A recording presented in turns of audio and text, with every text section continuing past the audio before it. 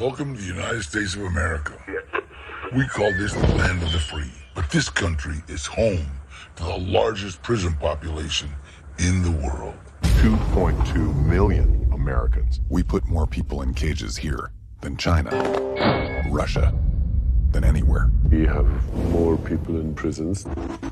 More than we have colleges and universities. 1/3 of all incarcerated females globally are locked up here in the United States. 13 million Americans are arrested every year. Get your hands off the truck! Quick, I'm not doing anything. To put that in perspective, imagine all of Los Angeles and all of New York combined arrested every year. There are countless heroes in law enforcement saving lives every day. Able to pull her limp off. But not a single state in our union has use of force laws that meet even the most basic international standards. You're going to... With record poverty, drug use, and countless nonviolent social issues left to our police officers to solve with only 3 tools, we have a national crisis on our hands. Of course, we need dangerous people removed from our communities.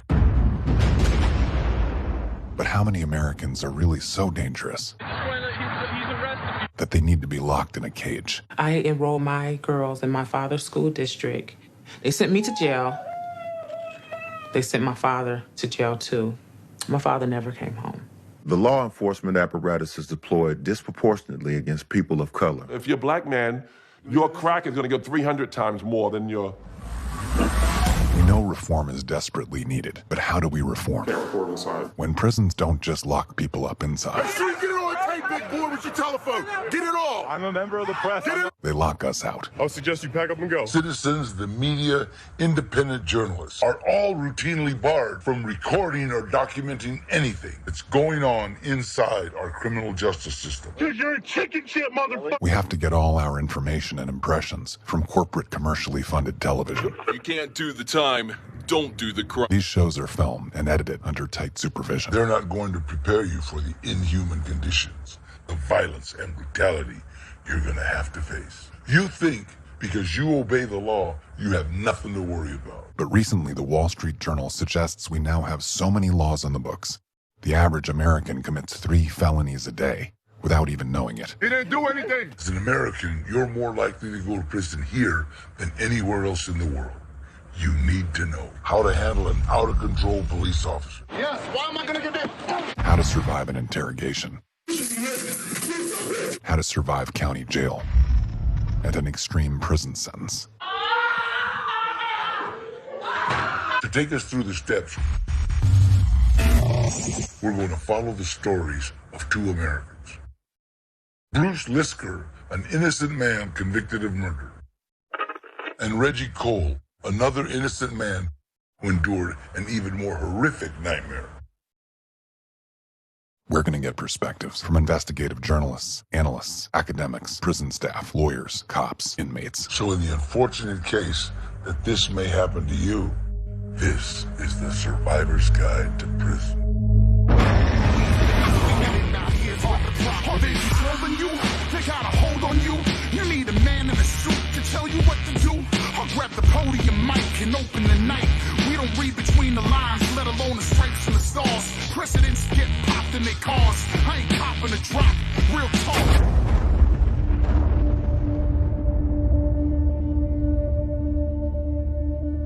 As an American citizen, you don't have to be a murderer or a rapist or a thief to be arrested. You can call the police in an emergency and find yourself arrested just because the officer doesn't like you. My strongest memory of my mom is she was very into teaching and sharing. We loved each other. I would have put my own life on the line to try to save my mom's had I known anything like this was going to happen. And it was a day just like any other day. I went over to my parents' house, and normally when I went over, my mom would come out on the front porch to greet me. And that day she didn't come to the door. I was able to see her on the floor, and she had been stabbed and beaten and left for dead. And I was just freaking out. Los Angeles City Fire Department. My mom is stabbed! Oh my God, mother, oh my God! I was hysterical, and I was yelling and screaming at the paramedics to hurry up and get her to the hospital so that the doctors could do something to save her life. And the police chokeholded me and handcuffed me and put me in the car for my own safety, ostensibly. You call the authorities when something goes wrong. I mean, you call for help, and you put your full faith in them. I was telling the police, I want to go to the hospital to be with my mom, screaming, crying, you know. And he said, no, we have to go to Van Nuys Police Department. The detective interrogated Bruce for 2 hours. But by the time he was done interrogating me, she had died.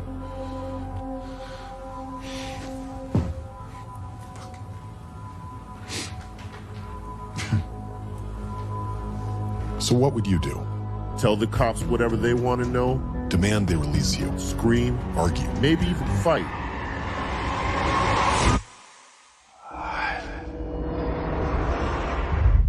There are a number of citizen watchdog groups who observe and record police misconduct. Their advice is to always be polite. Never engage with an aggravated or confrontational officer. First of all, you disrespected me, this badge, and my department. You understand me? When I'm talking to you, shut your mouth. Ask, am I being detained or am I free to go? It's unusual behavior is what we're... I'm assuming I'm being detained. Am I being detained or not? You can go, sir. Thank you.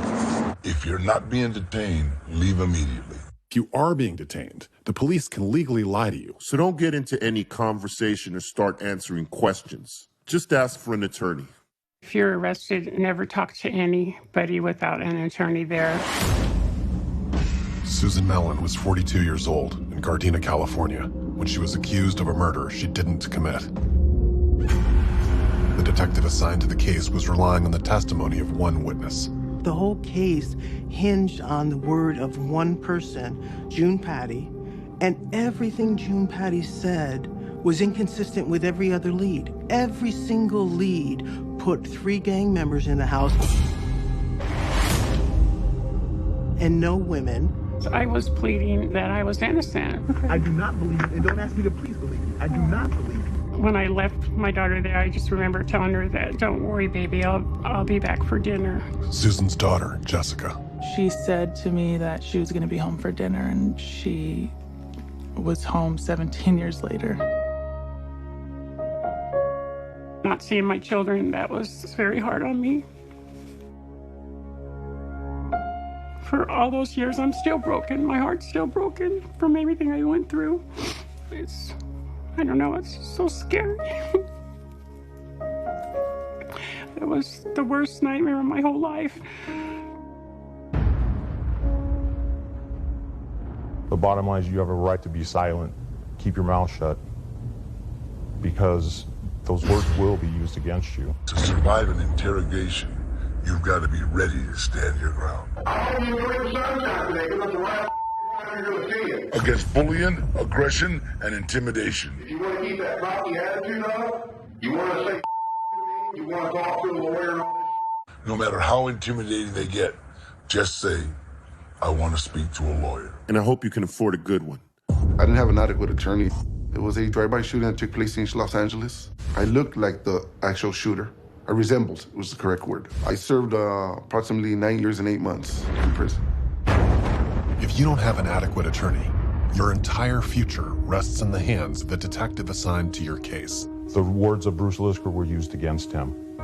And you're dealing with a 17-year-old kid, and they were able to manipulate him and twist things. My case was assigned to a homicide detective who, it was one of his first cases. He hadn't even gone to homicide school yet with the LAPD. And he jumped the gun and basically decided that because I was a long-haired kid who looked like he smoked pot, which I did, that I was the person who had attacked my mother. He must have had all of his colleagues scrutinizing him, looking at him. How long is it going to take you to solve this one, Andy? And, well, he did it in minutes, didn't he? In 1994, Reggie Cole was 18 years old, living in South Central LA, with no criminal record, when he was arrested for the murder of Philippe Angeles. The only eyewitness was a man named John Jones, the owner of a brothel across the street known as Johnny's House of Prostitution. How long has this place been in operation? About 17 years. About 17 years? The police were willing to overlook what John Jones was doing, then John Jones would be willing to play along with whatever the cops wanted him to do. 16 years later, a new theory would emerge, that the actual shooter was more likely John Jones himself, firing from the rooftop of his own building. But the arresting officer on the case was sure the murderer was Reggie Cole. It was her first case, and she needed to close the case in order for her to get her shield, her homicide shield. To be a doctor, you have to go to school for many years. To be a lawyer, you have to go to school for many years. I don't understand how somebody with just a high school diploma or a GED can have that type of power to be an officer of the law with a pistol that can take someone's life, literally, or with the charges they put on you. People, they don't feel the need to speak up because it doesn't happen to them. Oh, that's messed up. You know what I mean? But it could never happen to me. Yes, it could. It could happen to you, just like that. Every staff member, everybody that I encountered, I was saying, you know, a mistake has been made. I didn't do anything. Begging for phone calls to talk to my dad. You know, from moment to moment, the reality that my mother's dead would just bring an icy chill.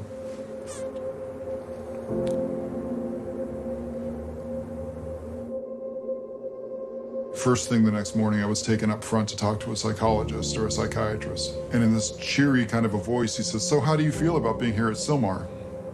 And I said, you know, are you kidding?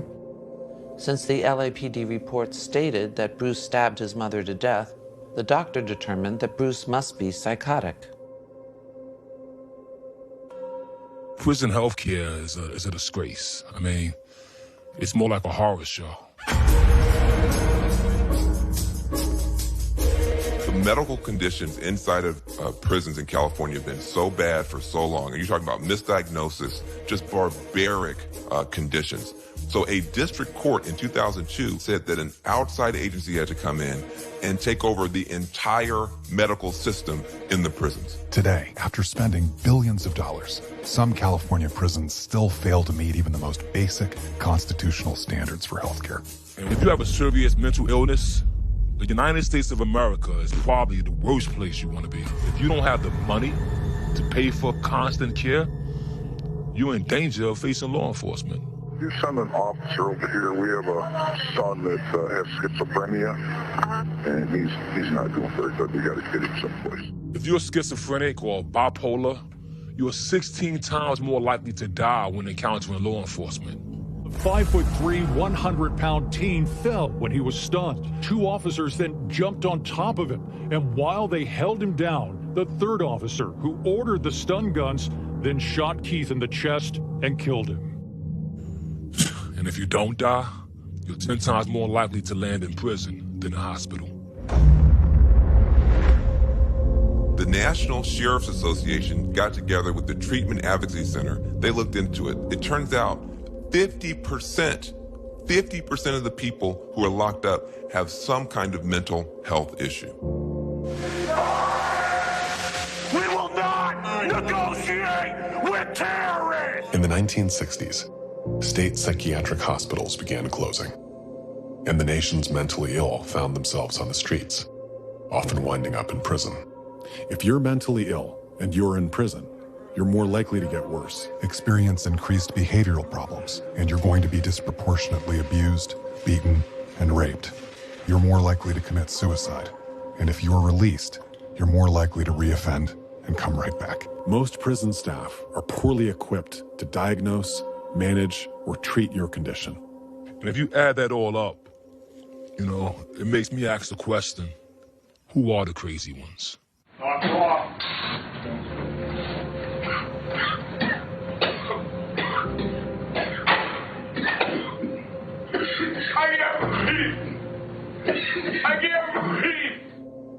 And then I was medicated. I was given Mellaril, which is like Thorazine, numbed my brain. I was a very docile inmate at that point. Warning, side effects of Thorazine may include sedation, slurred speech, dizziness, memory loss, so the odds of fighting your case may be difficult. Hopefully you have someone on the outside working on your behalf. Bruce was kept in a single cell 23 hours a day for the next 19 days. Over their 2 visits together, Bruce and his father were confident they'd solved the murder. I met Mike Ryan in a 12-step program that I was in. He didn't have a place to stay, and let him stay on the couch in my apartment. And he basically stopped paying any rent, you know, worked up my courage and said, you have to go. It's, you know, I have to kick you out, man, sorry. So I started like taking some of his stuff off the shelves and putting them into boxes. And he grabbed me and put me against the bathroom door jamb and held a knife to my throat and said, if you ever touch my shit again, I'll kill you.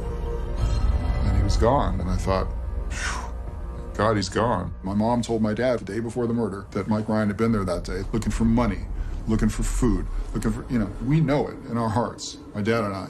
Mike Ryan killed my mom. This is the letter Lisker writes to Monsu after he's arrested. He's behind bars and goes, Dear Sir, I'm sure that by this point it has become apparent to you that I am not the murderer.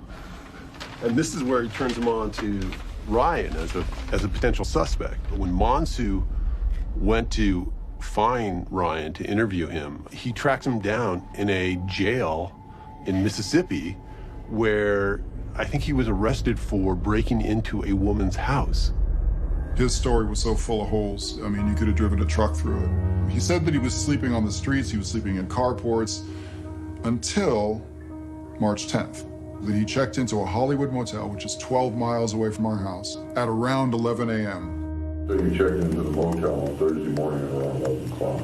Well, that's bullshit. I went to the hotel. You checked in at 3 o'clock in the afternoon. And it was somewhere around 3, I don't remember. Yeah.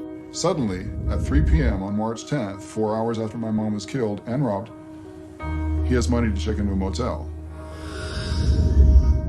I don't think that Monsu was out to get Lisker. I think that he developed what detectives call tunnel vision. I had heard a lot of things about him, being narrow-minded. Once he made his mind up, there was no way of making him change his mind. And so that leads to some serious problems when you're dealing with a homicide investigation. Detective Monsu did a search on Mike Ryan's criminal record, apparently using the wrong birth date. He had the wrong date of birth for him. And if he had the right date of birth and he checked criminal records back then, he would have found that just a few months prior to the Dorka Lisker slaying, Ryan had allegedly held a knife to a friend's throat over $12, which you would think would cause, a detective to consider him a little more seriously, for the offense he was investigating. Eventually, like Bruce, you're going to have a detention hearing, during which time a judge is going to make a determination as to whether you're going to stay in jail or you can be released while you await your trial. Well, unless you have a lot of money for attorneys, you're not going anywhere. Basically, you go in there with your hands tied behind your back because of the power that we give to police officers in this nation. His word carried the day.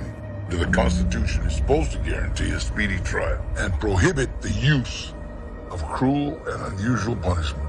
Myself, I spent 15 months before trial in the county jail in deplorable conditions. I was in numerous riots, various situations where I had to defend myself. I made a new word. It's called I was petranoid. I was petrified and paranoid at the same time. Surviving county jail.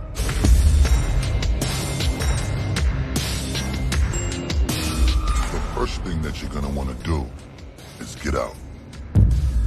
So whatever you have to do to get the money, it's worth it.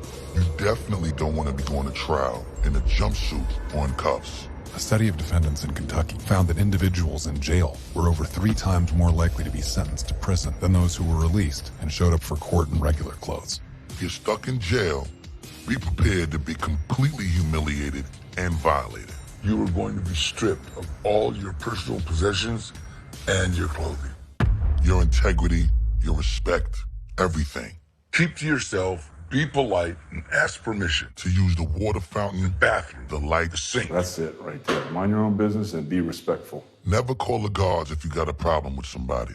Just talk to the person that you have a problem with directly or let it go. You're going to want to make a lot of phone calls to your family to get advice. Find a lawyer to talk to a friend to find out how to get out as quickly as possible. They can charge over $1 a minute. Calls to and from your lawyer, your son, daughter, your mom, or your dad. I wouldn't want to do any time in the county jail at all. It's not bearable because they don't treat you with any type of respect. Like, you're supposed to be innocent until proven guilty, okay? Well, this is a place where they should show that.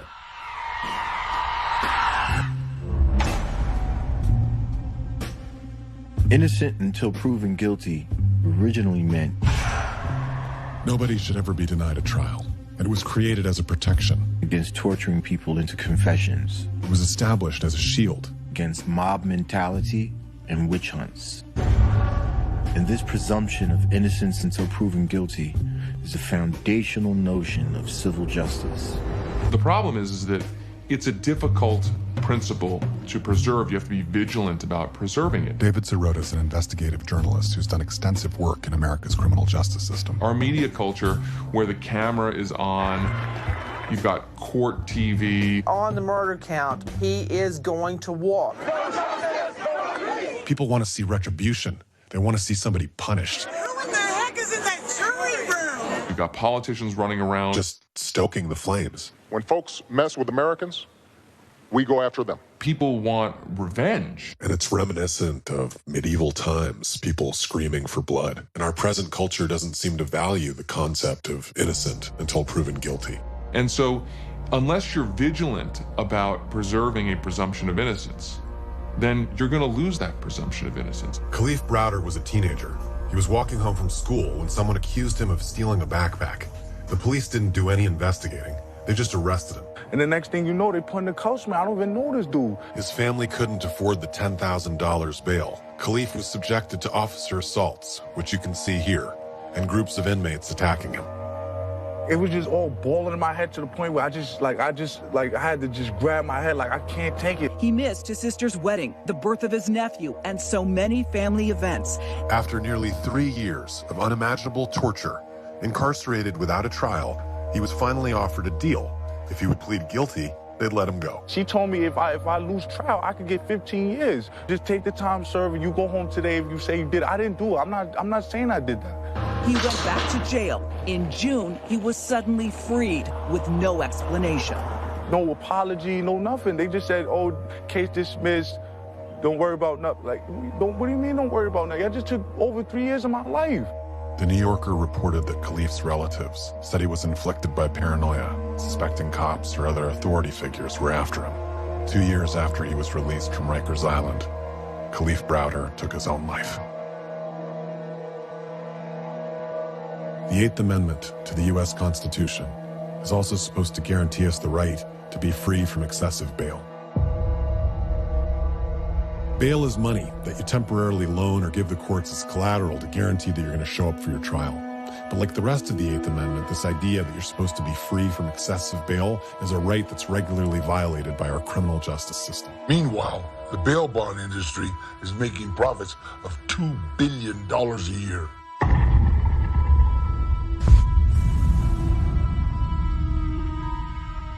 What we would need is at least for you to be employed 2 years on the job. What you do need to pay is going to be 10%. After 30 days in custody, Bruce finally had the opportunity to post bail.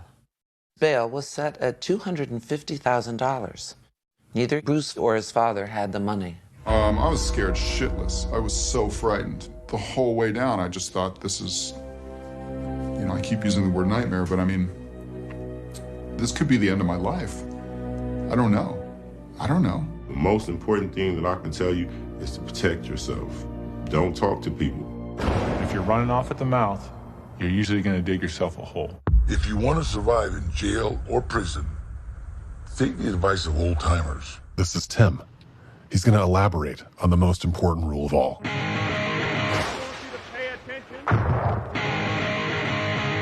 In 1986, Tim was 19 years old. He got involved with a girl who was in some trouble. She's living with this guy. She starts insinuating that she's being sexually abused. But like a dummy, I'm contemplating going and getting her stuff. She says that he's got a gun, so, you know, we gotta be careful. The guy that we're going with, he's like, well, that's cool, we'll just take our own guns. They start wrestling over this gun. I step out of the bathroom, fight or flight. No excuses, just dumb. There's no excuse for what I did. There's no excuse. Pulled out my gun, I start shooting. He falls behind the door. I pull Rob out of the door, kick the door, and I shoot him again in the head. And was sentenced to 25 years to life in the California prison system. Tim's first advice to new fish is simple. Start with, you got 2 eyes and 2 ears and 1 mouth. So you should be seeing and hearing a whole lot more than you're saying. If you don't take that advice, you're usually going to dig yourself a hole. Because while you're talking, how many other people are listening and watching? Keep it zipped up. And don't think that any of those dudes are your friends. I was put in a cell alone. I started hearing a scraping sound. It gets louder and louder, and it persists. And finally, there's a hole in the wall now. And I'm like, leave me alone. Hey, youngster, what's up? My name's Bobby. He said, I'm a Christian. You don't have to worry about me. I'm okay. You want a cigarette? Do you smoke? And he wants to Bible study with me. And he, we was reading the Bible and about hope and about, truth. Basically, I told him everything that I was arrested for. What's your attorney doing for you? I said, well, not much. I'm sitting here still, He goes, well, I'll help you with your case. Anything that I could do. And, by the way, do you have any money that I could, I don't have any money. And if you could help me out with some money. My dad put money on his books for him. And my attorney comes down and has a tape recorder and pushes play. And it's Robert Hughes on the tape saying, I met Lisker in the 7,000 module of the county jail, and he ran down how he killed his mom. My jaw is just on the table. I can't believe it. This was my friend, this Robert Hughes, this Christian, this good guy. My case was the 4th case, 4th defendant against whom Robert Hughes had come forward and claimed a confession in the span of about a year and a half. I think for about a decade, prosecutors had this corrupt alliance with jailhouse informants who would either make up or try to solicit confessions from fellow inmates and then use that information to try to get some leniency on their own case, their own sentence. There was a shift in my attorney. With the tape of Robert Hughes, he gave up on me. I saw it in his eyes. I saw it in his eyes. Bruce had been incarcerated now for a year. As long as it's been, which was incomprehensible to me that anybody could spend a day, let alone close to a year, behind bars for something they didn't do. Now I have another year to wait, potentially, until my trial. One of the times that I came back up front, juvenile hall, when they were receiving me, said, wait a minute, the date of birth here, this guy's over 18. He can't associate with other minors. Because Bruce is now an adult, they put Bruce in the box, which means solitary confinement.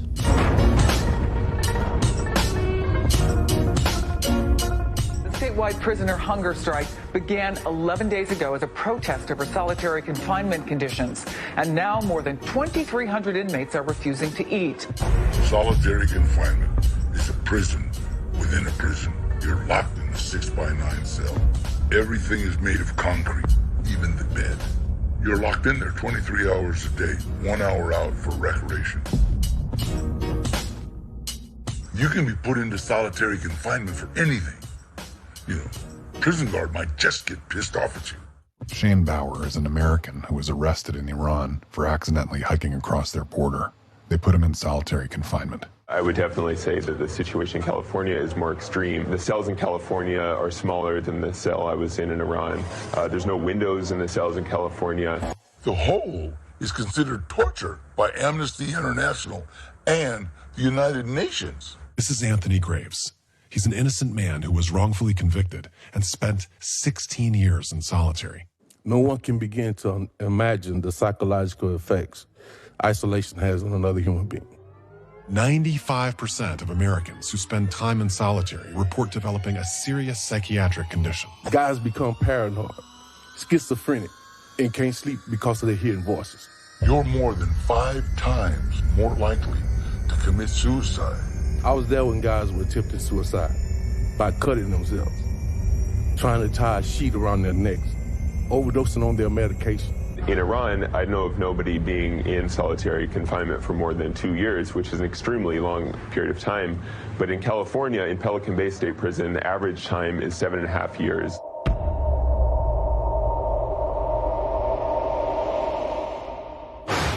For 2 years, Bruce had been waiting for his trial. He'd gone over it in his head day after day.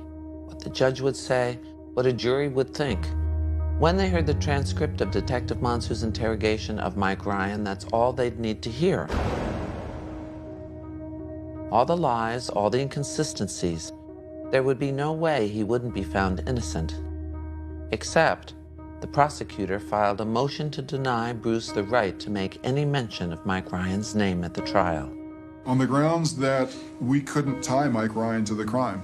The judge turns to my attorney, what evidence do you have that Mike Ryan is tied to this? He says, well, he was in the county, he could have done it. And the judge goes, is that all you have? Because he didn't take the time to read the transcript. He was just on autopilot. He was not paying attention. He wasn't engaged. He says, yeah, that's it. That's all I have. We couldn't tie Mike Ryan to the crime. That was the framework for my trial. It is an absolute joke, the resources prosecutors have versus defense attorneys. Justin Brooks is the director of the California Innocence Project, a nonprofit group dedicated to helping wrongfully convicted Americans get out of prison. Prosecutors have a police force at their disposal as their investigators. They get the case from the first moment it's being investigated. They have access to all the people who are involved in that. Defense comes late to the date. We are at a total disadvantage. The Sixth Amendment to the U.S. Constitution is supposed to guarantee the right to effective counsel. But as we're seeing in America, you have to buy your rights. You're more likely to walk free if you're rich and guilty than you are if you're poor and innocent. The evidence is Detective Mansu telling his lies, Robert Hughes telling his lies, and no alternate suspect. And so I'm screwed. They're charging me with first-degree murder, which carries 26 years to life in state prison. It's longer than I've been alive. At a day and a half in, my attorney comes to me in the holding tank and says, the judge is willing to entertain a guilty plea in exchange for a youth authority sentence. I talked with my dad, and I said, guilty plea? What? You know, I'm not gonna take a guilty plea. And he said, I hear you. And a close friend of the family, my father's best friend, comes to the juvenile hall and says, you have to accept this plea. I said, no, I'm not gonna accept anything. I didn't do anything. I'm not gonna, you know. And he says, look, and he pounds his hand down on the bench that we're sitting on. And he goes, they are going to convict you of first fucking degree murder unless you plead guilty. And he's practically crying, as am I right now. He goes, look, do whatever you have to do to get home. You are the law. The defendant is not guilty. No man is above the law. What we see on most TV shows is not reality. Our justice system isn't what you think it is. Rolling Stone magazine considers Wayne Kramer of the MC5 one of the top 100 greatest guitarists of all time. He battled drug addiction, and in 1975 went to prison for 2 years for selling cocaine. He's since provided guitars and taught music to inmates at over 50 correctional institutions throughout the United States. People think that, you know, you have a right to a trial and everybody goes to trial and there's the good prosecutor and the defense attorney and they battle it out. That ain't the way it works. The way it works is the prosecutors stack up the charges on you and force you to plead guilty to a lesser charge to keep from doing life or double life or triple life. People don't get trials. What they get is a deal. People suggest that anywhere between, 3 or 10 and 15% people behind bars could be innocent of the crimes which they were charged. Michelle Alexander is a civil rights lawyer, Stanford law professor, and the author of The New Jim Crow, one of the most highly acclaimed studies of America's criminal justice system. The reality is that thousands of people every year in the United States wind up pleading guilty to crimes they may not have committed because they're either railroaded by police officers who give them false information or coerce confessions, or because they're afraid of facing, harsh mandatory minimum sentences and believe that, the best chance is to just take a plea. You're an average Joe. You don't know anything about, the prison, the politics in county jail. You don't know anything. So they put you there with these people, and this is how they force you to take deals. You know, you're around people that you see on the news that are, oh, those are horrible people. And the same guy you just saw on the news is your bunkie. Of course you're gonna take a deal. Get me away from these people. This is the system. This is what they do to you. They understand that if we put this guy in here, no matter if you did it or not, it doesn't even matter, because you're looking at the end result. I can't take another fucking day in this place. I got whatever you say, I'll do. So just let me out. Once you're arrested and charged with a crime, understand, you will be taking a plea bargain 9 out of 10 times. You have to. The system is against you. The U.S. justice system isn't like any justice system in the world. A system where 95% of the cases are resolved by plea bargain. You know, it's no longer a trial system, it's a plea bargain system. If the enormous percentage of defendants who plead guilty suddenly one day said, we're not pleading guilty, the system would grind to a halt. The court system does not have the capacity for the current number of defendants that are passing through it. The whole purpose of plea bargains from the perspective of a prosecutor raises his conviction rate. So prosecutors typically have in the high 90 percentile conviction rates, including those plea bargains. Because of course, from a legal standpoint, we know that nobody would ever plead guilty to something they didn't do. And so we agreed that I would plead guilty in exchange for a youth authority sentence. We went back into trial, we entered the plea, and I went down for a 90-day observation at the youth authority in Norwalk. The challenge is, if you're innocent and you plead guilty, you better be a good liar. You go down there, you talk to psychologists, and they ask you, so did you do it? Well, you have to say yes, because it has to be consistent with everything. Well, how'd you do it?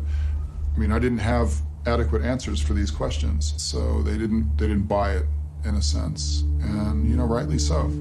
And they sent a report that was dispositive, a negative report, back to the judge.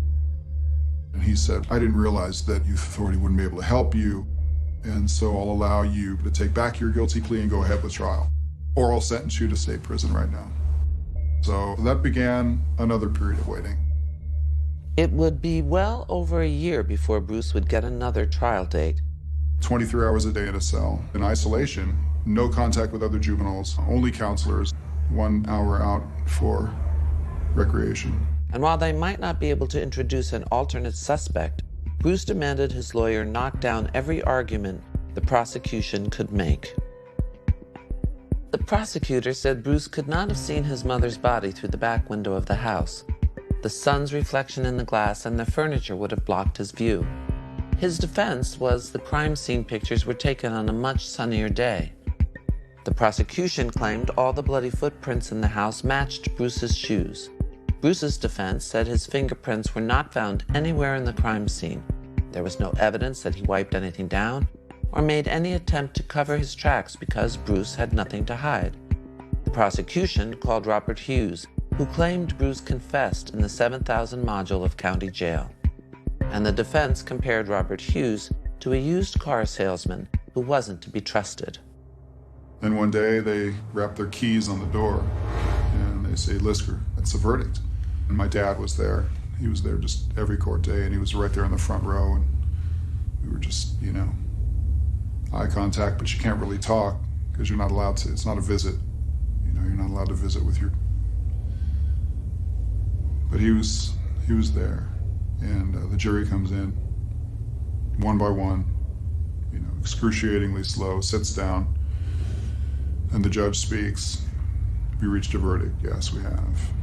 In the matter of People versus Bruce Lisker, we, the jury, find the defendant. And they said guilty. And it was just... the bottom literally fell out of my world. That's it. It's over, isn't it? That's my life.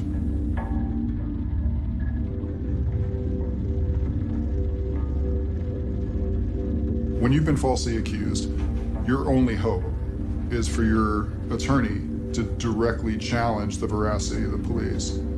My attorney seemed unwilling to go that far. He never outright said, isn't it true that you're just lying about all of this? Here's the investigatory work that I did that proves that you're just a liar. And he never did that. And this is part of a larger problem. that David Sirota calls the authority bias. Authority bias meaning the government, an institution says somebody did something and they must have done it. And what's strange about it is that this is a country that, in one way, we American zeitgeist is, I don't trust, the government can't do anything right. I don't trust anything the government says. And yet, at another level, at the very same time that's the dominant rhetorical paradigm in our politics, there is this authority bias where when the government accuses somebody of a crime or says somebody's a wrongdoer, reflexively, millions and millions of Americans think it must be true. Am I free to go? No, you're not. You're free to go over to secondary. You're not allowed to be holding me. Would you like to be placed under arrest? You're not allowed to arrest me.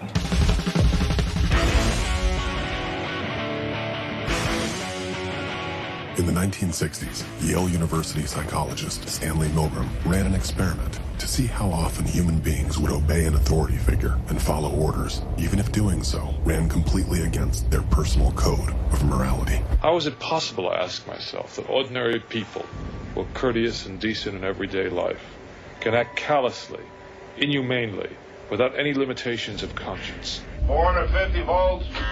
In Milgram's experiment, participants were told by a scientist in uniform to electrocute a subject for each wrong answer on a test at ever-increasing voltages. Are you all right? Please continue, teacher. Oh, no, I keep giving them shocks? Continue. I'm up to 390. Continue, please.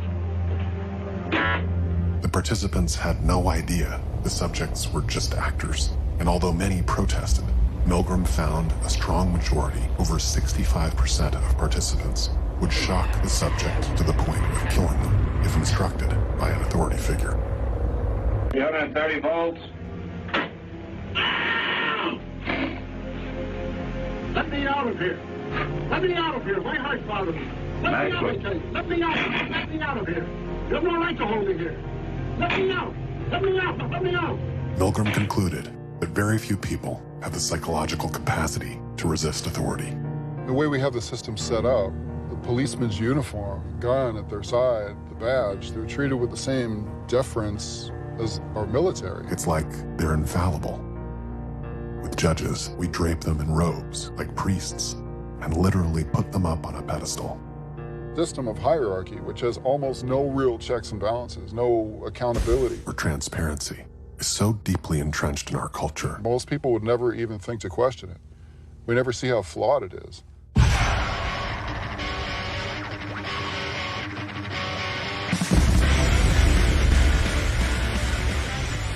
How do we resist the natural instinct to obey? Don't blindly trust authority figures. If you're given the order that feels questionable, check your conscience. The time to argue with a police officer is not the side of the road.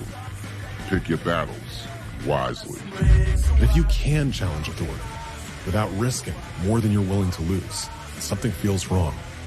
Don't obey. Don't obey even the smallest commands if you feel that they're wrong. The more that we accept and obey, the more we become blind followers. And now you're under control. In a world which is absolutely insane, to free ourselves from this authoritarian system in which we've now found ourselves is going to take a massive effort. And if you're afraid, I get it.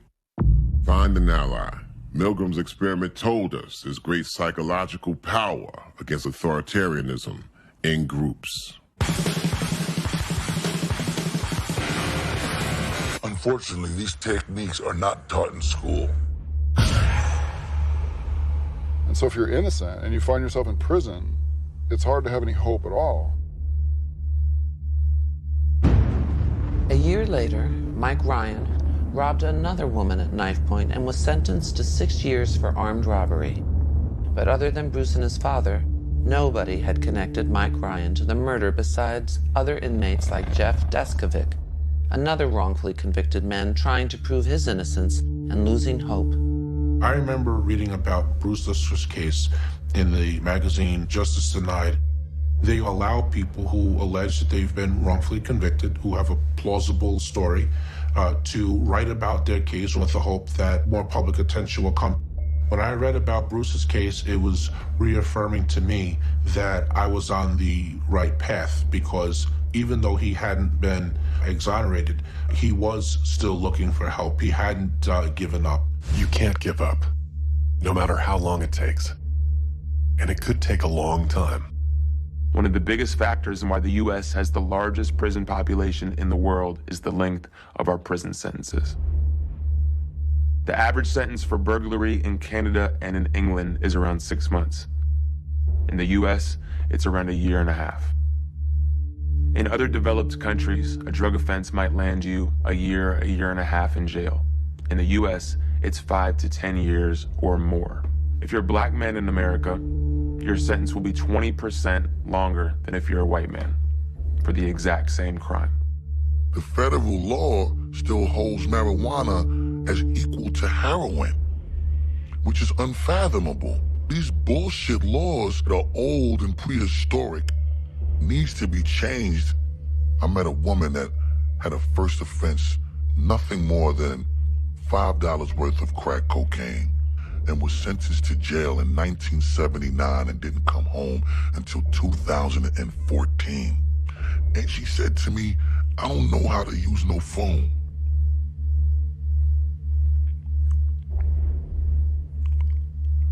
I don't know how to send a text. I don't know how to email.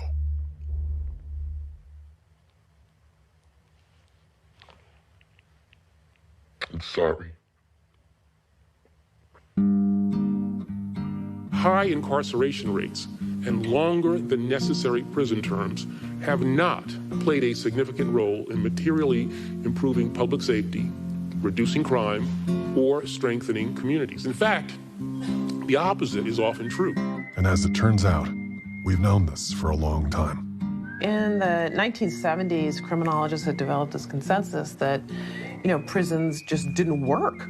But this consensus was interrupted by a political movement, racial anxiety, racial resentment, and also to capitalize on, growing public fear as crime rates were beginning to rise. And, as politicians found that this get tough rhetoric, sold well to the public, all of the research and studies that suggested that prisons didn't work were shoved lightly to the side. And we went on a prison building boom, unlike anything the world had ever seen before.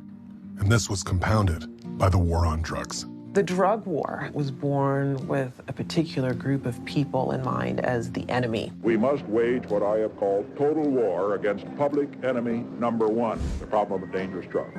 Poor people, particularly Black people, were defined as the enemy in the war on drugs. They were defined that way politically, but also through media imagery. The nation's crack cocaine epidemic is taking a new and dangerous turn. White people, brown people, and Black people all use drugs and sell drugs at the same rate.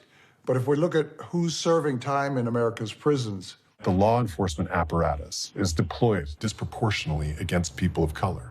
Oh, look at that. And the war on drugs also bears a major responsibility for racial bias in our prison system, as African Americans are arrested for drug offenses at 10 times the rate of whites and serve longer sentences. Although people of color make up only 30% of our populations, they make up 60% of our prisons. By the most conservative estimates, if we keep going the way we're going, 1 in 4 Black men born today will go to jail at some point in their lifetime. An estimated 5.3 million Americans are denied the right to vote based on a past felony conviction. And that impacts men of color more than anyone else. This has got to change.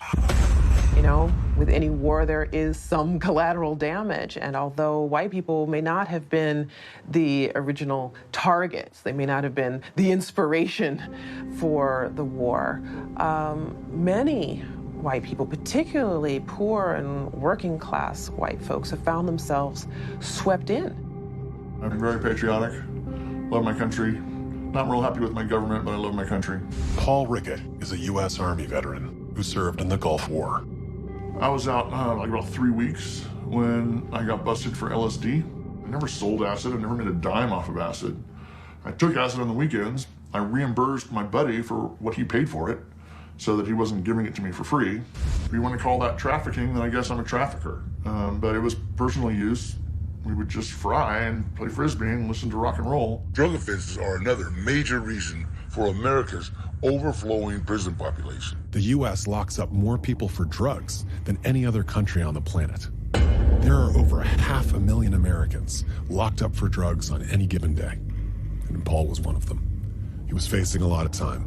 facing 10-year mandatory minimum. Then they offered him a deal for not forcing the government to go through the time and expense of trial. All he had to do was plead guilty. And after some painful consideration, I took it. And after all those years in prison, one thing bothered Paul the most. You know, here we are in this modern society where we're a melting pot and everybody's getting along for the most part. And then in prison, you know, it's completely opposite. You know, as soon as you get in there, if you weren't a racist when you went in, they require you to be one as soon as you get in. Every single jail and prison in America, every one I've ever been to, it's all divided up by race. Everything's segregated in there. You have the white phone, you have the Mexican phone, you have the black phone, you have the Asian phone. It seems the racism that helped spark the explosion of America's prison system still burns like a raging fire within its walls, shamefully hidden from the public eye. It was a very strict code of, depending on your race, this is what we do.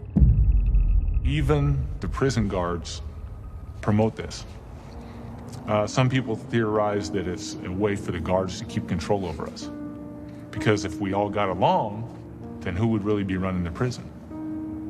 Us or the guards? There's one guard for every 100 guys. Prison society is further divided from race into gangs, so it helps to either be in one or be from the right neighborhood. On my ride to prison, the guy that was next to me, he was just a regular dude from Long Beach.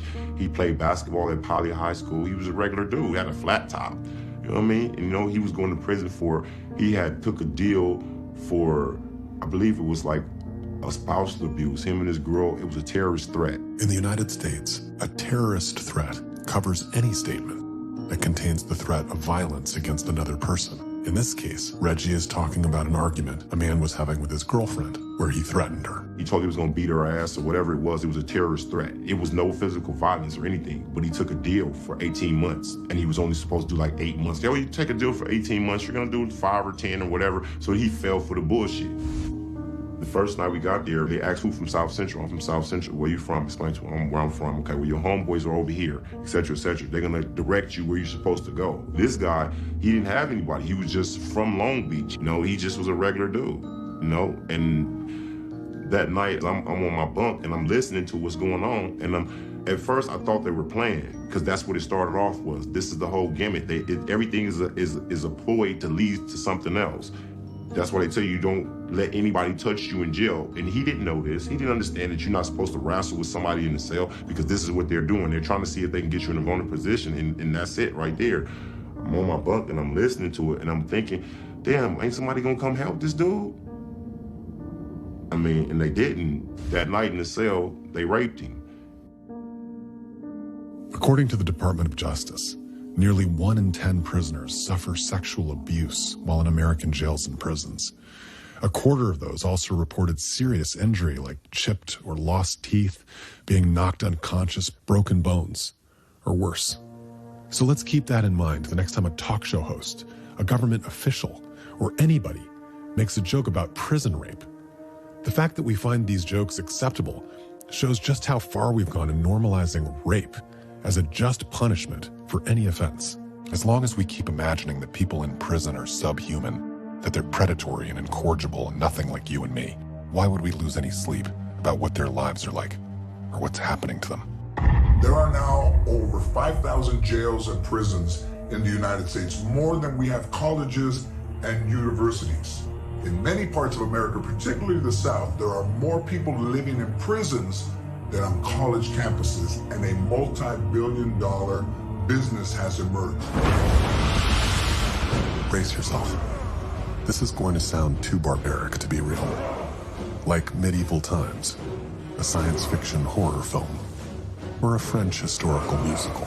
The 13th Amendment of the Constitution outlawed slavery, but it still allows for forced labor if you are in prison. Today, there are roughly 1 million American prisoners working for corporations and government industries. There is no minimum wage, so you could make as little as a few cents an hour. Bruce worked in the kitchen for years, then in clerical jobs, making a maximum of 32 cents an hour. It sounds like another time, or a Coen Brothers movie, but it's happening right now. There are no benefits, no organizing, and no strikes. And if you refuse to work, you can get put in the hole. This is big business for state and for-profit prisons who sell inmate labor to Fortune 500s like Chevron, Bank of America, AT&T, and the U.S. military. Nearly half the population in prison make military uniforms, body armor, helmets, and provide labor as subcontractors for Fortune 500s. They make office furniture, man call centers, take hotel reservations, work in slaughterhouses, or manufacture textiles, shoes, and clothing for pennies. Prison labor is part of why some state and private prisons yield a multi-billion-dollar profit. Not only are prisoners used to make products, prisoners themselves are sold as products. Since the 1980s, the prison population has boomed. Now, 150 private prisons are paid billions by state governments to house prisoners. Private prisons do so well, some of their biggest investors are banks like Wells Fargo or Bank of America. Many private prisons demand 90 or even 100% occupancy, meaning the taxpayer foots the bill for every bed, even the fucking empty ones. For-profit prisons are incentivized to incarcerate more people and for longer periods of time to fill their quotas. And to make sure that happens, they spend millions pushing tough-on-crime bills. Today, nearly 10% of America's prisoners are held in private prisons. They also spend millions influencing immigration law. Half of detained immigrants are held in private prisons for indefinite periods of time, often years, exposed to brutal conditions. And because they're not Americans, the government gives them no right to even the most basic legal representation or medical care. The prisons are private companies. Why would they want to decrease violence? Okay? Why would they want to improve the quality of life of these people? And then we call it justice. Okay? It's blood money. It's bad karma. It's going to come back and haunt us to the point of extinction. 3 housing facilities were set on fire. It apparently all started over inmate frustration over the quality of medical care. Perhaps needless to say, being treated like chattel and used as forced labor for pennies an hour is not that popular on the inside. But that's not the worst of it. The socks they issue you are used. The underwear they issue you is used. You got to buy things like shaving equipment and food and sweats and socks, underwear, t-shirts. The canteen or commissary is more expensive than any convenience store on the outside. It's definitely advisable to have money so that you can get started. If you don't have 50 to 100 bucks coming into your books or your account every month, then you're going to need to hustle. This is Philip. He was convicted of robbery. As crooked as we are out here, we're as crooked inside there too. Whether it's drugs, whether it's alcohol. You got people that they don't drink, but they manufacture Pruno all day. In San Quentin, in the boiler room, they found a still. Friends that I knew had actually gotten so far as to like get the copper tubing from Industries over, and so we had copper tubing. They were making moonshine in San Quentin. Mainly they drank it. Did I have a hustle? Sold drugs through our visits, through a correctional officer. Prison is like a networking college for criminals. The majority of the guys in prison are there trying to learn how to do crime better. Yeah, this is just kind of a school for criminals to learn more, to be criminals. And that's not an exaggeration. A 2011 study from Ohio University showed that after spending time in prison, those continuing to engage in crime see their criminal earnings increase on an average by $11,000 a year. Jody Lewin is the executive director of the Prison University Project. There are thousands and thousands of people in the system. All they want is the opportunity to get a good education and to be hired by somebody where they can have a job where they have meaningful work and a livable wage. In the late 80s, early 90s, there were probably 350 programs in the prison system nationwide. I took my dad's advice. He's been saying for a long time, look for some computer training. Is there any computer training in there? Because he knows, you know. So finally, when I got to San Quentin, I said, do you have any computer training? It was great. Because, I mean, Those who know the least obey the best, you know, and there's this rebellious kind of a spirit in there. They have you under their thumb up into the point of being able to put a bullet in your head if they wanted to. Stand still and be quiet, face that wall right now. So there's this rebelliousness, you know, well, I could exercise my brain. They can't stop me from doing that. So we really got this pride about our education, particularly in that computer programming class. And it was an honor to be able to fight the system, as you might say, by educating each other. And then see me graduate that 8 years later. My dad was really proud of me. And our relationship just blossomed, just became so deep and so meaningful. My dad was everything to me. And it was just about 2 weeks after I graduated that he died.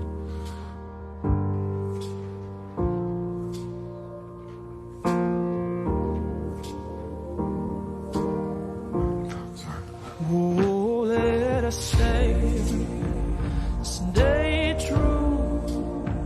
May we love and listen and hear our hearts sing and keep on giving. May we stay true. Let us stay. When I signed this crime bill, we together are taking a big step toward bringing the laws of our land back into line with the values of our people. In 1994, Congress passed the Violent Crime Control and Law Enforcement Act, which, among many other things, barred people in prison from receiving Pell Grants. Most of those programs folded almost overnight. To be realistic, I mean, unless you're getting a college education in here, it's probably not going to help you too much. But if they have skills such as welding on this yard is just phenomenal. We've seen guys go through the welding program and they're making $30, $40 an hour out there on the streets, and they're writing letters back to the instructor over here. And those are the things that these guys need. They need jobs so they won't be robbing, stealing, turning to the dope, you know, doing the drugs and that type of thing. So that's what I would change. Critical reason number one why people are ending up in prison is for lack of really quality educational opportunity.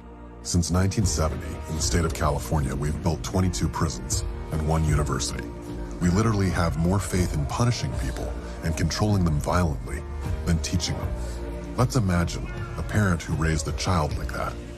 What would we say about them? What would we think of them? We'd think of them as the most unfit parent imaginable.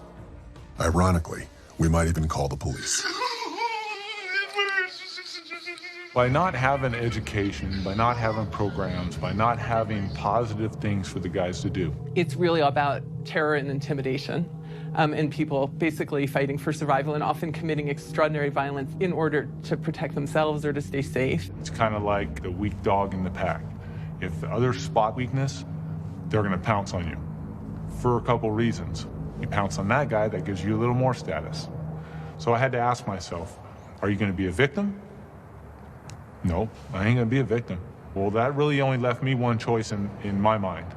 That means I got to be the victimizer.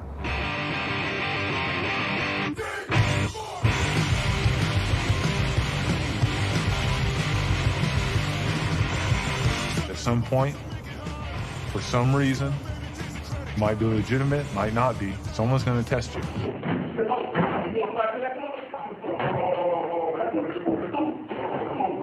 Even if you lose, you're going to have to stand up for yourself. This is not a fucking The guy comes over and it's your day to get your package, and he tries to take your package from you, get your people sent you. If you let him do it, there's going to be 10 other dudes. Oh yeah, you let that guy take his package? I'm going to go get his TV. Right down the line until somebody's after your ass. And that's not good. But if you stand up that first time, and they see you'll stand up for yourself, even if you lose, people will respect that. I don't mess with him, there's easier prey. Yeah, but I can get him, doesn't matter. Don't mess with him. Why do you have to go and get that guy and get a couple lumps for it when you can go get that guy's stuff over there? It don't cost you nothing. It usually only has to happen once or twice, but just as importantly, that you didn't go to the man for help, you're gonna be all right. Now, if you're suddenly thinking, this isn't so bad, a black eye, a few scratches and you're in the clear, think again. The American public in general has been so profoundly brainwashed into thinking that what we're doing with our prison system is somehow normal or rational or just. I find that overwhelming and exhausting. Because the more you spend time inside and the more contact you have with people who've been directly affected, the more depraved the system appears. Over 20%, 1 out of every 5 inmates are physically attacked every 6 months. I wasn't in St. Quentin a week, and I watched a man die right next to me. I watched 2 guys just walk up and just stab him to death. A part of me wanted to scream in fear, but I had a bigger fear of, man, what would these guys think about me? So I pretended like, man, this ain't nothing. I wanted these people's acceptance. They tell me, you know how to make a knife? Stab that guy there. Okay, and I did. So instead of getting a traditional education or job training, prison's a great place to learn how to make a knife by dropping a razor blade onto the melted end of a toothbrush. What happens when you have vast numbers of people in a system like that or in a location like that who have medical needs, mental health needs, educational needs, substance abuse, all of these things, and there's nobody who really knows how to handle that? So violence itself is often a failure of communication or alternatives for coping. There are all sorts of complex social pressures on people to be violent in prison. So a lot of the violence you see in prison is not an expression of the character of the people in prison. It's people reacting to the situation. And this is something so few people understand. If you took 1,000 people off the street and put them at Corcoran or Pelican Bay or Soledad, some huge number of them would end up committing violence because of the situation that they've been placed in. 5 years into his sentence, an older inmate, whose nickname was the Devil, wanted Reggie to take the blame for a knife that guards had found in the yard, but Reggie refused. The Devil attacked Reggie with a knife, slashing his neck. Reggie later would say he knew then either the Devil was going to kill him or he had to kill the Devil. About 15 minutes after Reggie was attacked, he jumped over a correctional officer and stabbed the Devil with a prison shank. I sit back every day and I second guess myself. Could I have went about this situation any other way? And no matter how many times I tell myself this was the only thing that could have happened, it don't sit right with me and myself because I should have never been there in the first place. I'm innocent, man. And you turned me into what y'all say I was. Y'all been lying on me this whole time and you turned me into a murderer because I had to. After that, they put Reggie in solitary confinement, and he went from a life sentence without possibility of parole to facing the death penalty. So he gets put on trial in the death penalty case, and his lawyer starts looking into his original case and gives me a call and says, you know, I think this guy's innocent of what he went to prison for the first place. And the second reason Reggie got out, besides the prison stabbing, was this miracle of there happened to be a book that had been put out about the LA Homicide Division. The author of the book had documented a ride-along with the LAPD detective. This homicide investigator's first night that she was on the job. The very night she investigated the murder she would ultimately arrest Reggie for. And we're flipping through the book and reading it, and there's all this stuff in it that was never disclosed to the defense. That's all documented. That all indicates pretty clearly that Reggie's innocent. But it would still take the Innocence Project 10 years to get Reggie out of prison. A grandmother doing life for murder was released from prison yesterday after 17 years when a judge said she did not do it. Susan Mellon recently filed a lawsuit against the detective who arrested her for hiding evidence. That detective is the same one who arrested Reggie Cole.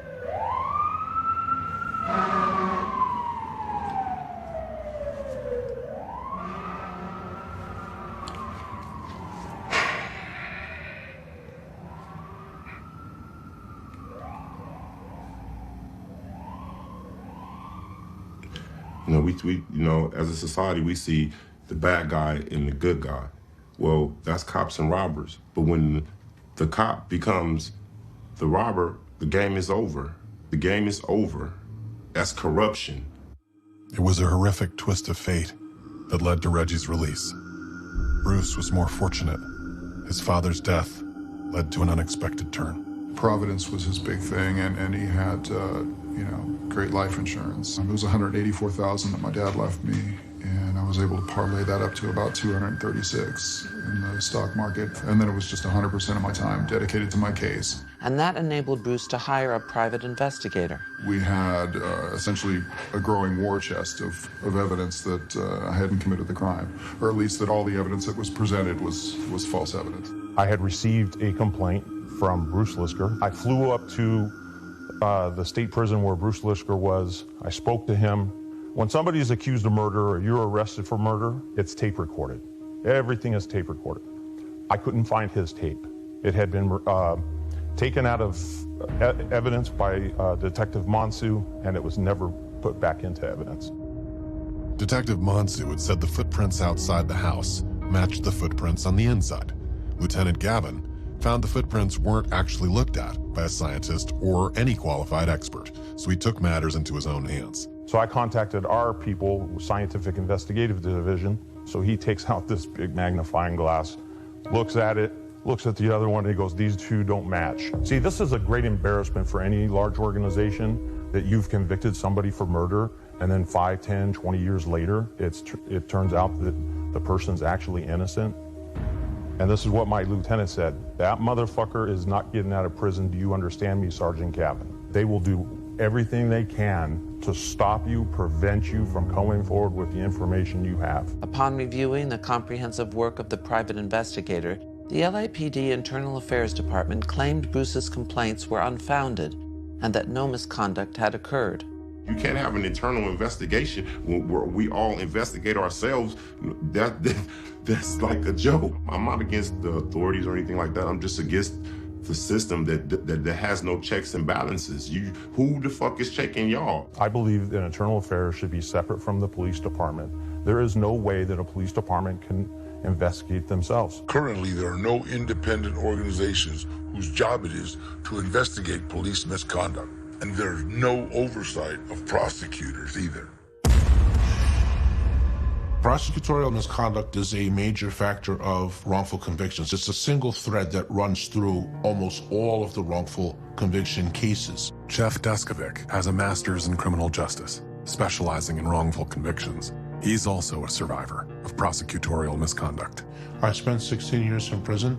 I was wrongfully convicted at 17. I emerged at 32. Jeff eventually won a lawsuit against Putnam County, New York for his conviction, which enabled him to start his own foundation. And I'm the founder and executive director of the Jeffrey Deskovic Foundation for Justice. There's no deterrence, there's no oversight, there's no punishment for prosecutors, so they can break the law. They don't face criminal penalties, even when they engage in withholding evidence of innocence, threatening witnesses, coercing witnesses, no matter how serious the misconduct is. If the prosecutor commits that after an arrest has been made, they have what's called prosecutorial immunity. They're above the law. We need prosecutors to really uphold what's become just words, which is, they're there to do justice. They're there to do the right thing. It becomes more like we're there to win, especially when prosecutors' offices actually keep statistics on conviction rates. Well, you should be credited that you looked at a case where the police thought they had a good case, but a good prosecutor looked at it and said, you know what, there's some mistakes made here. We should drop the charges in this case. We should incentivize that. But instead, we actually incentivize the opposite of getting convictions and getting conviction rates. All of a sudden, justice gets lost in that process, and whether this guy committed the crime or not gets lost in that process, because it's all about winning my case. Immunity, that's bullshit. I mean, in the real world, you're supposed to be held accountable for your wrongdoings. So therefore, if you're a person of authority, then you have to be held at a higher standard than just a layman. I think we actually need to step back and kind of rethink the whole system in the way we're approaching it, because it's become this game and people's lives are lost as a result of it.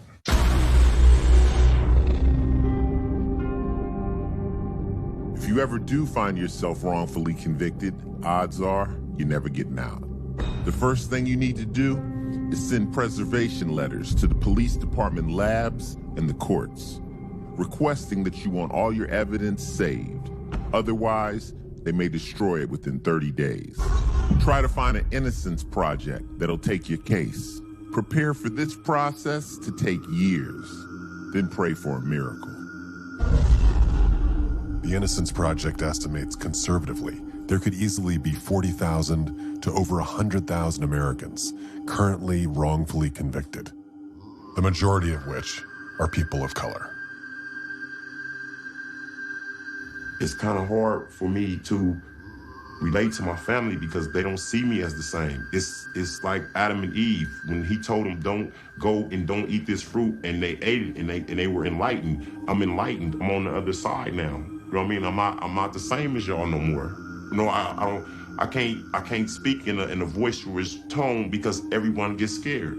But I'm not that dude. I'm not him.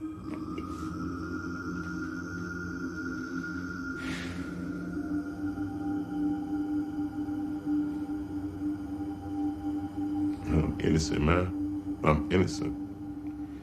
You know, I gotta fight my demons. I gotta do what I gotta do for me. You know, I got a child, you know, and I'm trying to get myself right so I can, you know, teach her right. But I mean, there's no accountability. These people that did this to me, these people that took everything, man, you know, they took everything.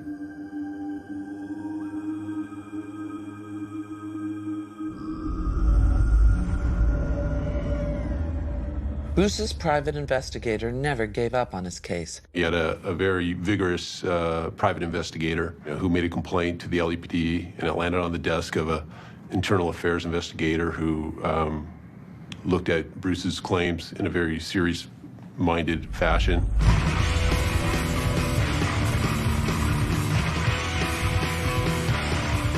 It's the people like Detective Monsu and the others out there that have made our job very difficult to do day after day because we lose the confidence of the public and we lose the confidence of the courts. We have to have police chiefs, directors of public service that are willing to do the right thing and terminate employees who are doing the wrong thing. If you want to say you're the good guy but you're ostracized by everybody that you believed in, it's a very difficult situation. Because I have to continue to work for the same department that did this to Bruce Lisker.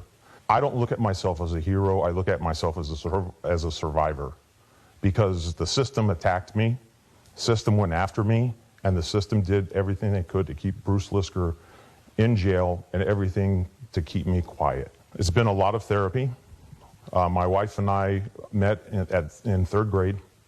We were elementary, junior high, high school sweethearts. We lived on the same street, and it's been a very difficult road.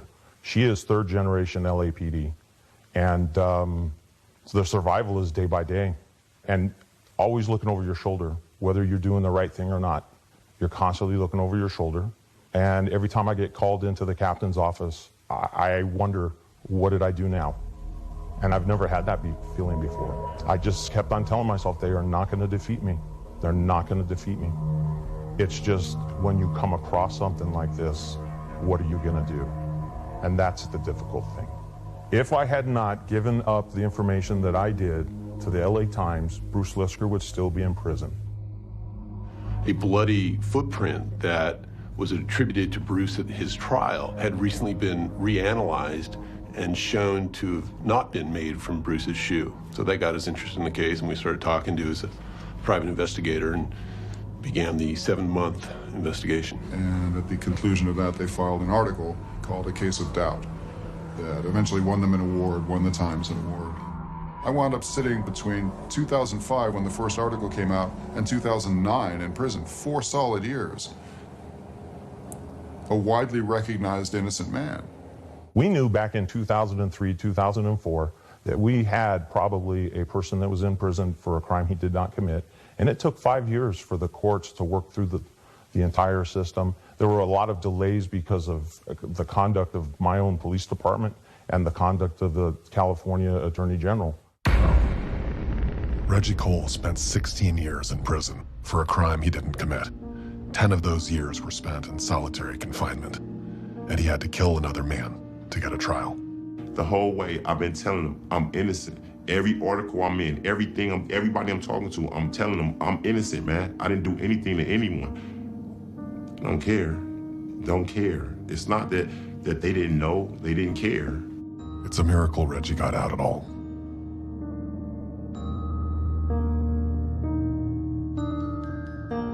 Tim's is a miracle story as well. In late 2012, After 26 years, he made parole. I signed some papers for the parole officer. He said, okay, see you later.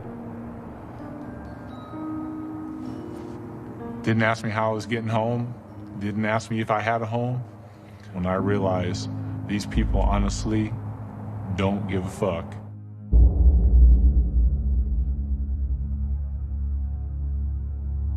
To survive getting out is a lot harder than it sounds.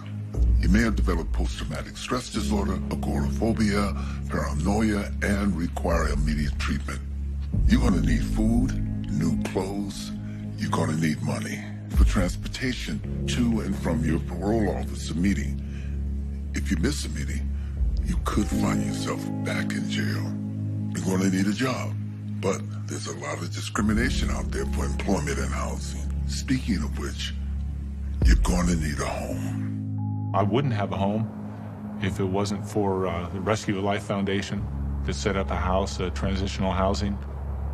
God and that foundation is what's got me by.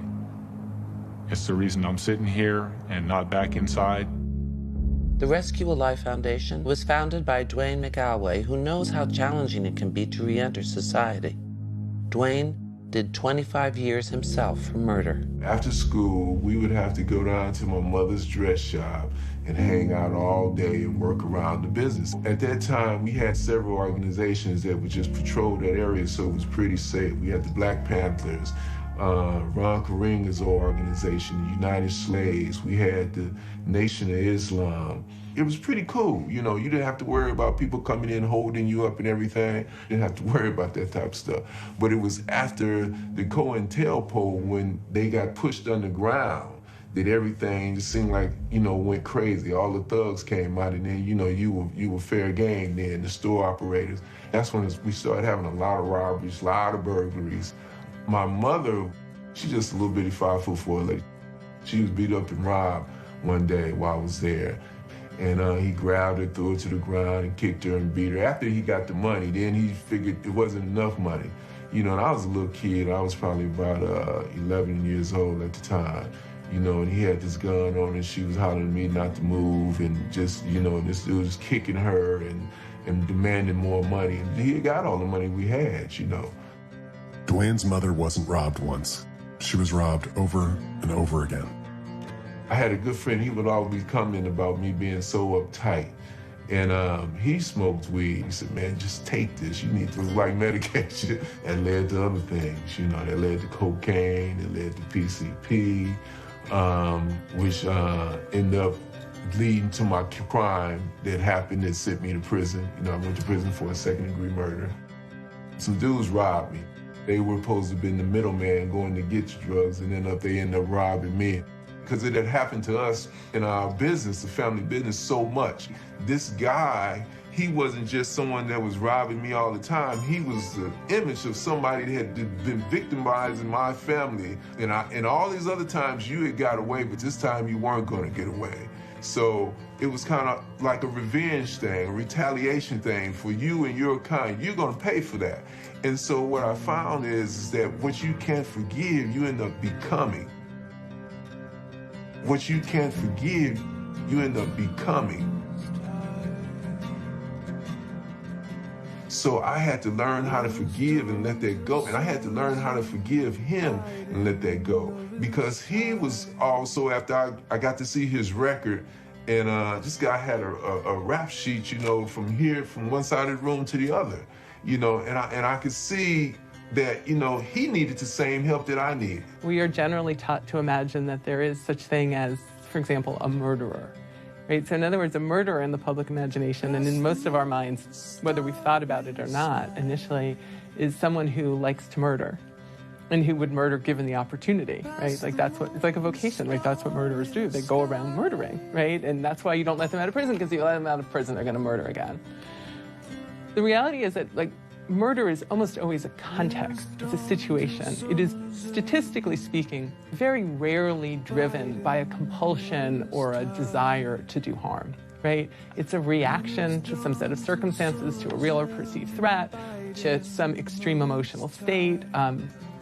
It's not a propensity. Basically, we're confusing the profile of a the psychopath we've read about, the serial killer, with prisoners in general, right? If we as a society stop and imagine that the people in prison are fully human, incredibly diverse, have often been through some of the most extreme and difficult situations and conditions, some of which many of us couldn't even really begin to imagine, then suddenly all that judgment and all that hostility and all that vindictiveness doesn't have such a natural place anymore.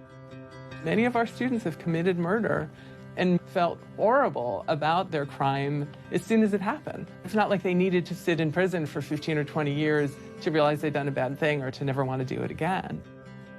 There is no human element to the criminal justice system.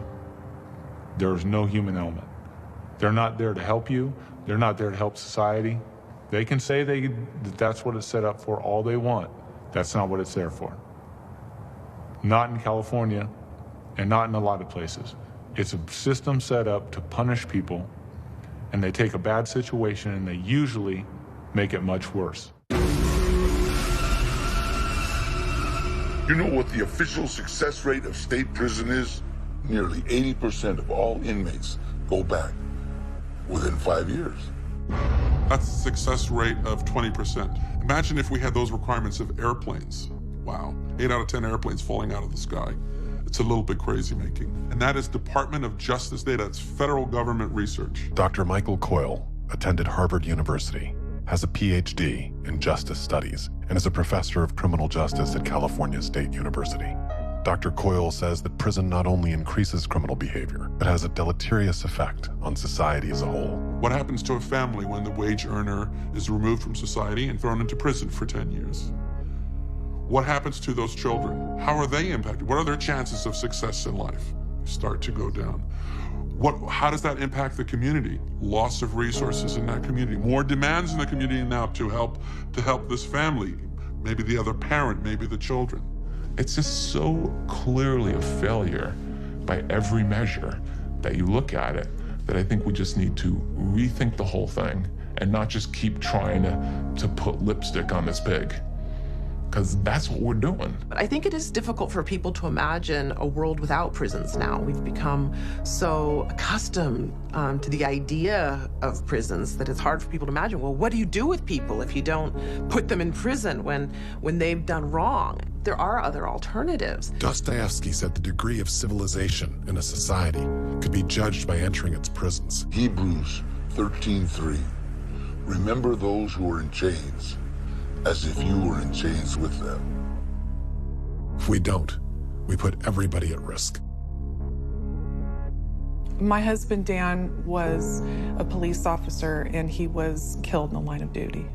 My goal at the trial was to get the man who killed my husband convicted of first-degree murder and be given the death penalty. And that's what I got. That's what happened. I thought, okay, here it is. I got justice.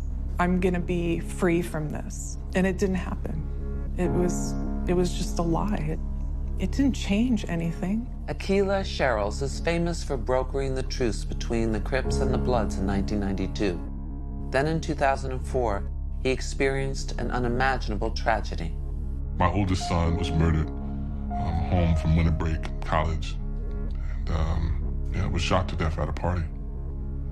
So my daughter called me and was like, hey, Dad, they're getting together over on Sesame Street in the projects and stuff, and they talking about going on a mission for Terrell.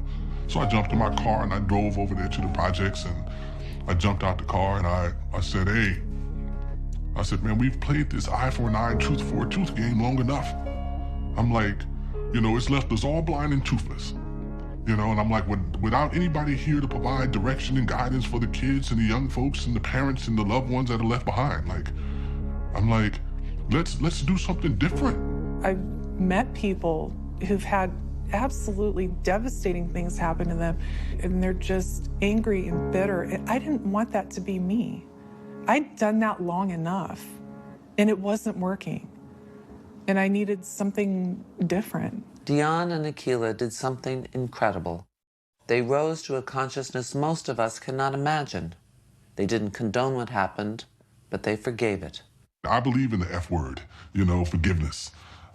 Because forgiveness is not, something that you do for the perpetrator, it's something that you do for yourself. There is no cure to violence in violence. Violence can never be a cure for violence. It's been said for thousands of years. You can't fight darkness with darkness. You can only bring in the light. If we're really trying to deliver public safety, then we need to start asking questions. We need to say why. What happened in the personal life of this young man that caused him to have this callous heart, this fear that he would take another human being's life? Why is this person cycling in and out of jail or prison? For Dion, she decided she wanted the death of her husband, Dan, to lead to something transformative, something good.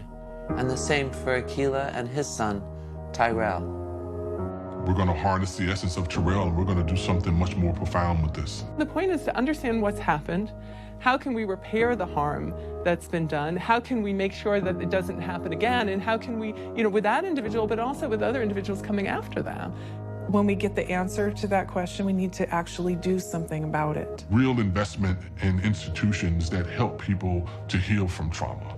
There was an interesting article in the New York Times a few years ago. It was called $1 Million Blocks, where if you calculated how many of the residents of that particular block were actually incarcerated, and you added up how much it cost the state to keep those people incarcerated, you would actually come up with more than $1 million per block. What I would say is take those $1 million that you're spending to put all those people in prison and invest them in the kinds of things that we know very well will actually transform those communities. My passion is Shakespeare because it's about words. And the only way that you can heal trauma is to find language for it. I met my father when I was like 15. Never met him before? No. Never saw him? This is something strange here. It's some of my kind of background here a little bit. What they're trying to do is simply inhabit that character as truthfully as they can. And in analyzing and digging down deep into the truth of that character, what happens is they begin to dig into their own lives. When I was a young man and I came to prison, the older convicts taught me how to hustle at every opportunity to make money, how to get over on the police. And I looked up to them. They were my mentors. Through Shakespeare Behind Bars, I have learned that mentoring is very important, but it's also important to mentor them in the right direction. So our recidivism rate in Kentucky for this program, 22 years old, is 5.1%. Guys that are out on the street, why didn't they go back? People ask all the time. Why? I say, don't ask me, ask them. What do they tell you? Here's what I hear them say. I take responsibility for the crime that brought me here. I now understand where that behavior came from because I've gone back in my life and I've looked at all of that, but I am not that human being anymore. That's what arts programming many times gives prisoners hope, because arts deal with the internal essence of what it means to be a human being.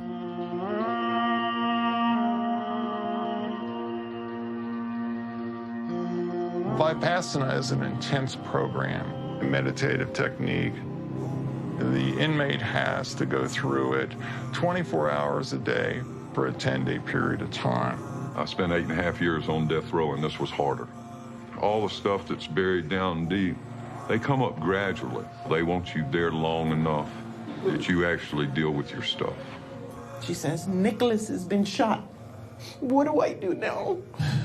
This is my baby. This is a restorative justice workshop. They're very rare, and they're much harder on perpetrators of crimes than sitting in a prison cell. It puts these guys face to face with the human consequences of their actions. This is Rosa. Her son was killed in a drive-by shooting, and now she devotes her life to telling inmates serving time for murder what the effect was of their crime, not just for the deceased, but on everyone. Why do I do this? It's my healing, and it shows you what a victim goes through. And I thank you for coming here and taking the time to share your hurt and your pain with us.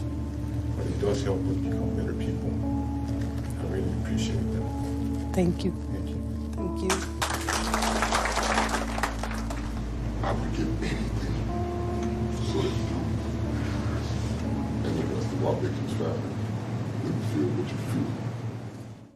you, I can see my victim's mother, how much they have to go through. You know what? He didn't die in vain. If it wasn't for him, I wouldn't be here. He's helping you guys. Restorative justice programs and victim-offender reconciliations can take years. They require staff and resources, and they're incredibly successful. Those who go through these programs have as low as 10% rates of reoffending, as opposed to the 80% failure rates prisons shamefully have. We sit there perplexed, like, wow, what are we going to do about this criminal justice system? It's such a mess. Maybe if we just stop doing these things that we're doing and we try on a whole new set of other things, it might turn out to be a little bit simpler than we thought. The biggest prison we have is an invisible prison. It's the conditioned mind. And you don't know you're in the prison because you can't see bars, you can't see walls. And the conditioned mind is the separate mind. It doesn't exist. We are part of a collective mind. And if the collective mind is violent, then we are violent. And you can change that. There's an opportunity here for us to take the wisdom that we know works, what we would do for our own kids, if our own kids were in trouble, and do it for everybody's kids. We need to end the war on drugs.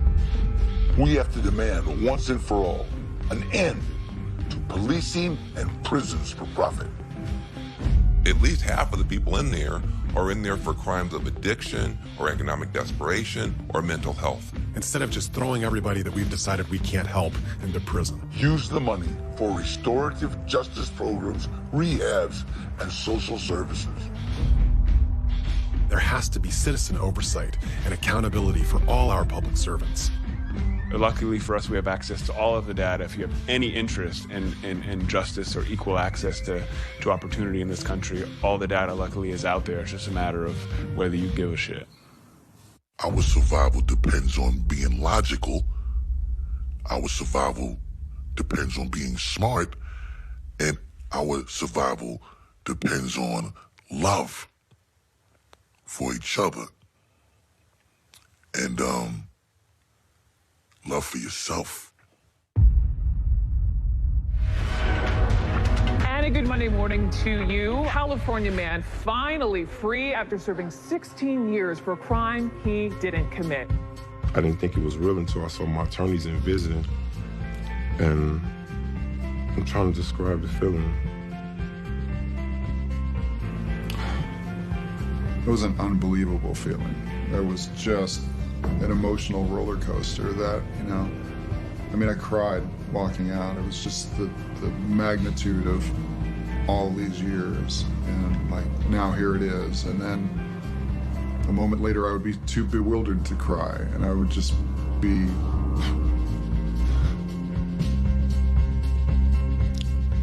That whole day was really scary for me. A lot of people, think that it would be like, yay. But I was terrified. There were well-wishers there of officers that knew I think they knew the truth and certainly knew the character, my character. And then I was in the parking lot. The air smelled different. I wish my mom could have been there. I wish my dad could have been there. I wish my stepmom could have been there. But I think in a way they were. And it was good. It was good. Once I got on the other side with my attorneys, I just felt like running, just getting as far away from that place as I possibly could. That's probably not the answer that everybody would think that I would have, but it wasn't a joyous time for me. I mean, I literally was scared to death. My cousin was waiting for me, my private investigator was waiting for me, and I said, you want to hear what I actually said? And I looked at Paul and I said, let's get this stuff in the truck and get the fuck out of here. And we couldn't leave fast enough. First place we stopped at was IHOP for some breakfast, and I was amazed at just the syrup menu. It just was overwhelming. Like, it was completely overwhelming. I haven't been in a vehicle without being chained at my feet and with a waist chain and then handcuffs hooked to the waist chain and in a paper jumpsuit for 26 years.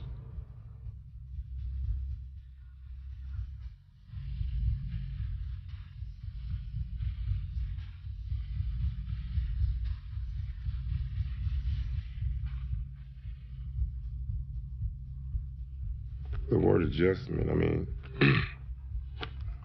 I try to figure that word out. Do I have to, I'm still trying to figure that word out. Like, how do you adjust coming from the planet Mars to Earth? I don't even think the oxygen is the same up there. I don't think I'm adjusted at all.